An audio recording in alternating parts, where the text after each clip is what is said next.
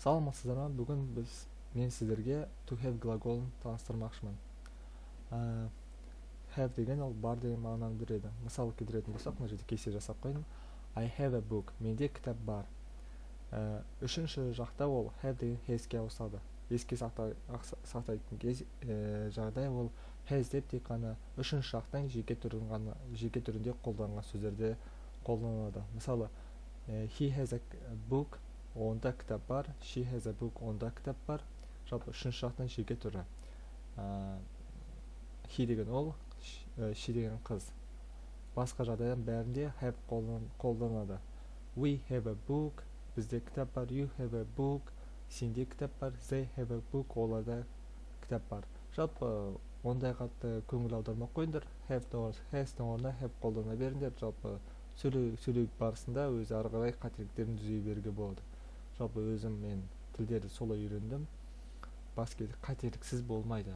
Бәр адам идеалына жүріп кетпейді, сөйлеп кетпейді. Бәр адам қателік жасайды.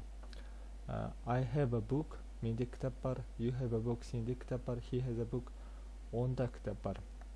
Мысалы келтіретін болсақ, my friend has many books. Менің досымда көп кітап бар. Мына жерде неге has қойылып тұр? Себебі my friend деген жалпы үшінші жақта жеке түрінде қолданады. Ол қалай десеңіз, мысалы, менің досымда кітап бар. Кімде көп кітап бар? Онда көп кітап бар. Жалпы онда дегеніміз ол үшінші жақ болғаннан кейін жеке түрі has қолданады. Болымсыз сөйлемде ол not деген сөз жалғанады. Мысалы, менде кітап жоқ. I have not a book, you have not a book, she has not a book. Онда кітап жоқ. Енді have not деп қысқартылған түрі haven't деп айтылады. Енді жалпы сұрау сөйлем келтірген кезде мына жерде кесе келтіріп қойдым. You have a friend. Реттік нөмірі бірінші, екінші, үшінші. Жалпы екінші сөз алдағы кетіп қалды. Жалпы have деген.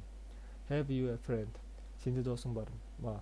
Есте сақтайтын жағдай ол have деген алдағы шауып жерсеңіздер болды. Ары қарай өздеріңіз ары қарай кете бересіздер. Мен солай істегенмін.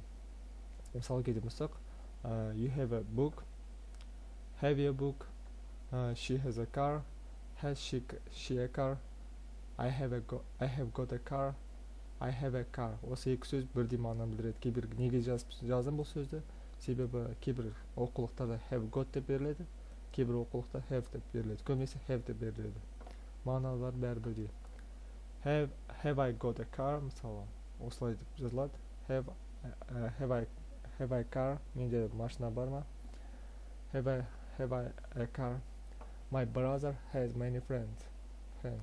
Менің ағамда көп достар бар. Has my brother many friends? Деп сұрақ қояды. Жалпы тыңдағандарыңызға рахмет. Енді келесі сабақта жүздескенше.